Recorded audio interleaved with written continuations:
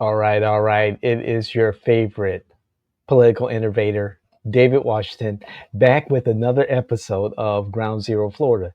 It's been a minute, hasn't it been? So let's get right into it. We're talking about Alligator Alcatraz, Florida's immigration prison in the swamp. They're calling it Alligator Alcatraz because it is a detention center or fortress, maybe, buried deep in the Everglades. It's a new prison with a new message. You cross the border, and this is where you end up. But is it justice or is it just political theater in the swamp? So, Alligator Alcatraz is an informal, media coined term referring to a proposed immigration detention center here in the Everglades. It's been federally backed and tied directly to President Trump's immigration policy platform for 2025. The site is remote, surrounded by swamplands, snakes, alligators, notoriously difficult to access, and thus the nickname invoking the infamously inescapable island prison over there in California. Alligator Alcatraz was developed in partnership with private contractors and state officials sympathetic to Trump's agenda. This facility will detain undocumented immigrants prior to deportation, and there's an emphasis specifically on high risk detainees or recent border crossers. So there's a lot going on. There's a lot of media attention to this facility. And as we discuss more, we're learning that this facility is just another iteration of Trump's law and order immigration vision. Deterrence through harsh conditions.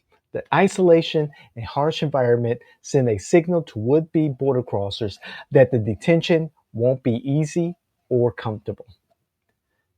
Florida is now the new battleground for immigration policy.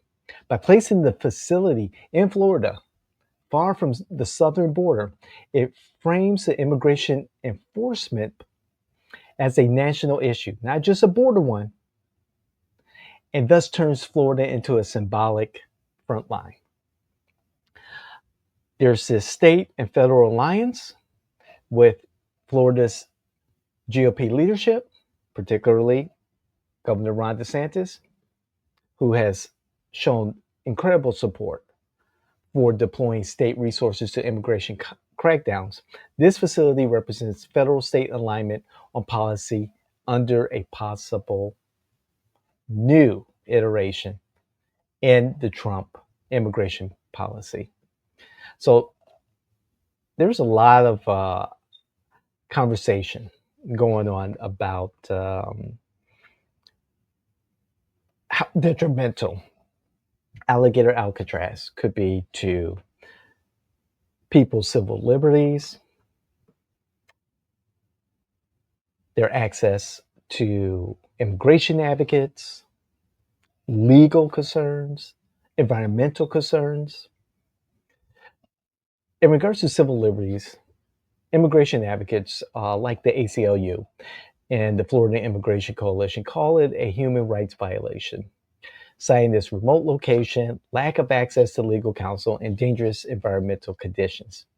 They liken it to a deportation black site. Environmentalists, like the Sierra Club, argue that the detention center would threaten wildlife and a very sensitive and fragile ecosystem. So, this may set back restoration efforts of the Everglades, of that particular area that environmentalists are concerned about. Local residents in tribal nations, which I found in my research, is this was very curious. Some Native American advocates, like the Seminole tribe, have spoken out against the proposal to have this detention center, to have this detention center located in the area that is sensitive to them. It disregards sacred lands and treaty rights. So you have that component. And then, of course, legal critics argue that the location's remoteness may violate due process standards by limiting detainees' access to courts, legal aid, and medical services. It's a lot of issues here. Um, there's one thing I do want to take from all this. What DeSantis, Florida government, Trump, the federal government coming together and creating this detention center in the Everglades shows action.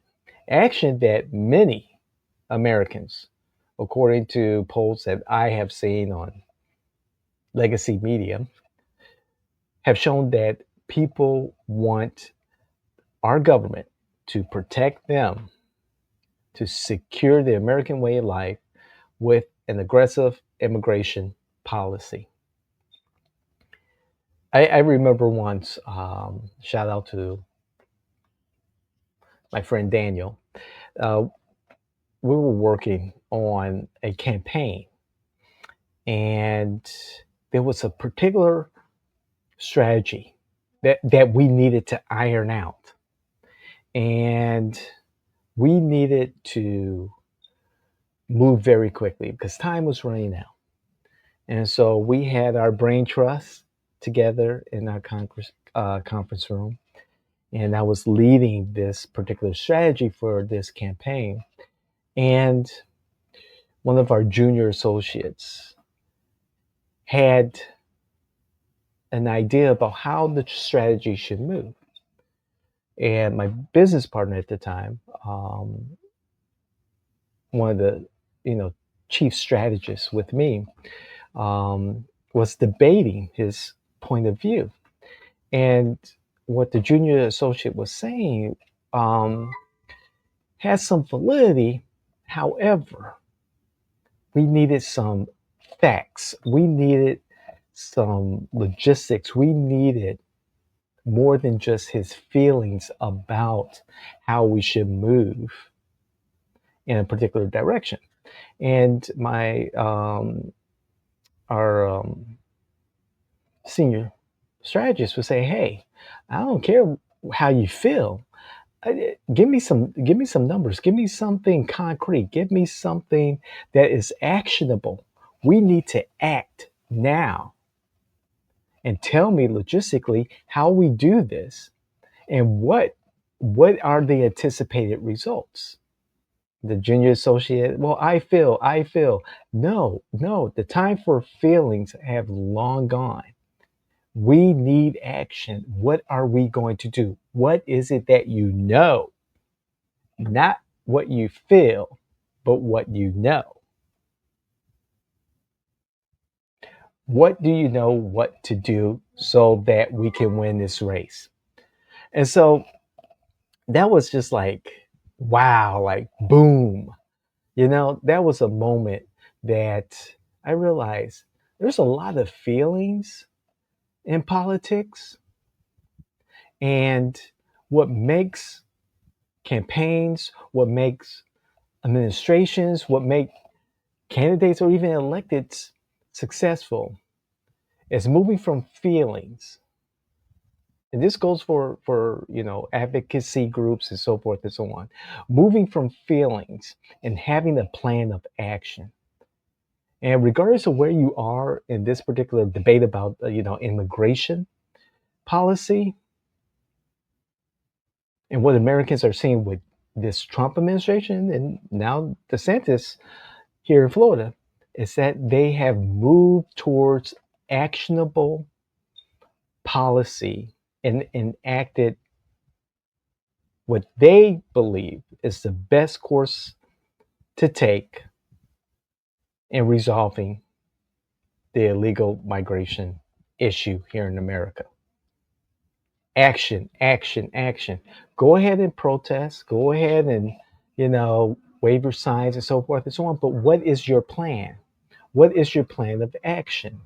We have far moved away from having the meetings and the conversations and even the protests. What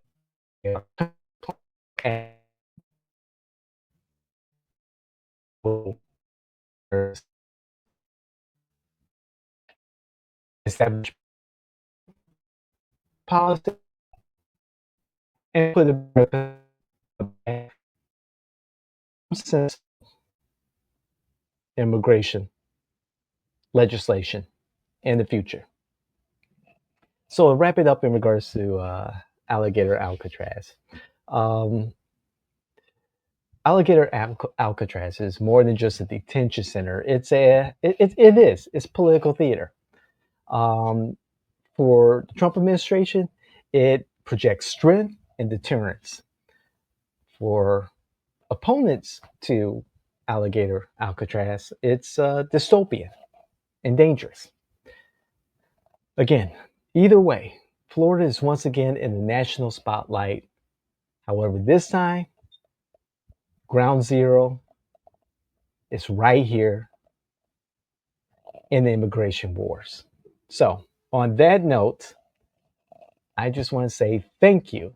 Thank you so much for joining me for Ground Zero, Florida. It has been a while, and I hope to get back into the swing of things because it's been so busy lately, and get some guests involved and all that stuff. But again, please like, share, hit the notification button. We are back. There's a ton of content that I have saved up that I need to talk to you all about. However, stick with us. It's going to be worth it, especially as the election cycle, really revs up.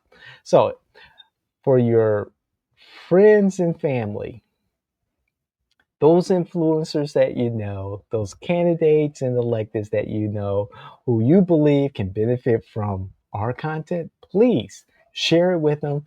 Tell them about it. Let them know what we're all about. Not just Ground Zero Florida, but also From the Marches with Jimmy Alfant.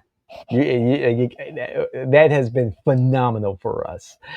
The David Washington Show. I got some episodes coming up soon for the David Washington Show. Countertop Politics every Monday, 5 minutes thereof. Campaign insight, political innuendo, and the secret sauce to winning campaigns. Of course, that's my personal professional journal of everything that I've done in politics over the last 30 plus years that I'm sharing with you all. So, again, thank you again. This is